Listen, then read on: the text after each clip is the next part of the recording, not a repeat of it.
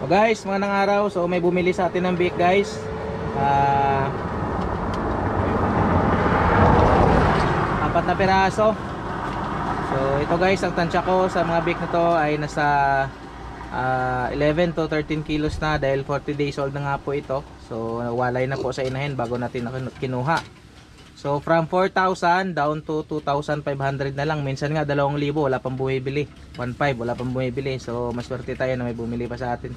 Pero ito naman guys ay quality bake. So alam naman natin dito sa aming bayan eh, wala pang sakit. So hindi nakakaabot sa amin at sana ay wag pong umabot. So marami pong natatakot na mag-alaga pero marami din po ang gustong mag-alaga dahil po alam natin na pagkalagpas ng sakit ay siguradong magmamahal yung karne.